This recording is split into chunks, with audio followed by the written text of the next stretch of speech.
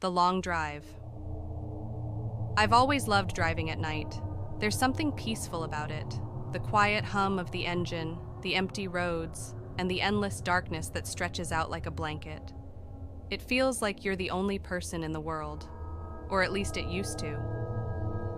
It was late, well past midnight, and I was driving back home after a long day at work. The highway was deserted, just the way I liked it.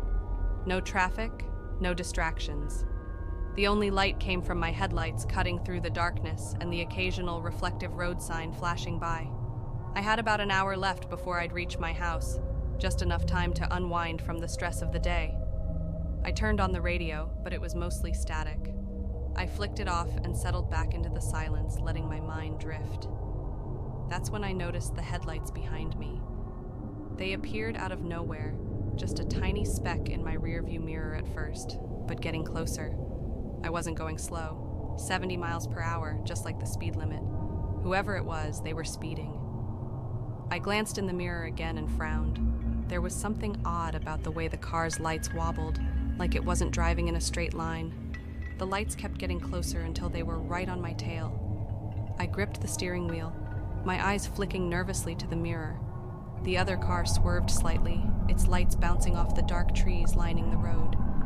I couldn't make out the vehicle's shape, just those blinding white beams glaring in my mirror. "Okay, buddy, pass me if you're in such a rush," I muttered. But they didn't pass. The car stayed right behind me, no more than a few feet from my bumper. I sped up a little, hoping to put some distance between us. For a moment it worked. The lights dimmed, falling back. But within seconds, they were right behind me again, closer this time. I felt a knot tightening in my chest. It wasn't just reckless driving.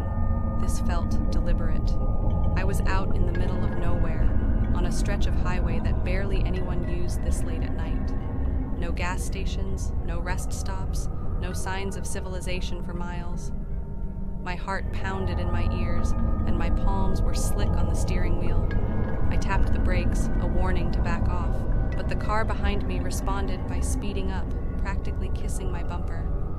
My pulse quickened. I could feel the weight of those headlights burning into the back of my skull, relentless and menacing. "Fine," I muttered under my breath. "You want to play?"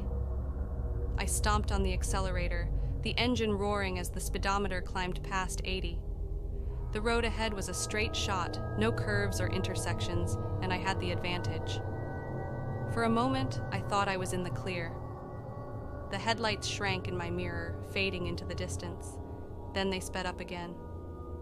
The car behind me was closing in fast, faster than it should have been able to.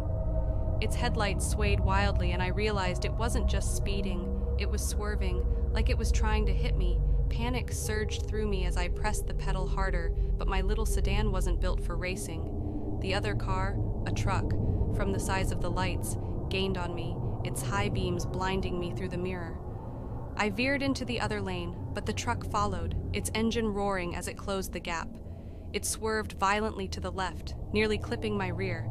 I jerked the wheel to the right, my tires screeching as they hit the edge of the road. Gravel sprayed up, and for a terrifying moment, I thought I'd lose control.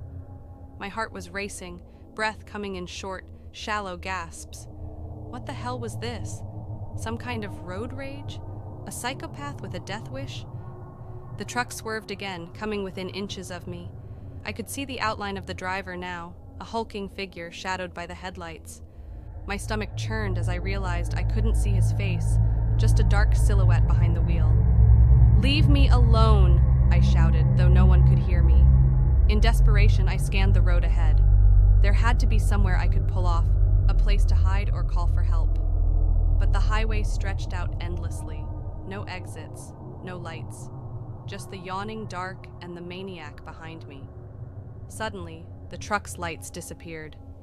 One moment they were there, the next gone, like they'd been swallowed by the night. I blinked, my mind struggling to process what just happened.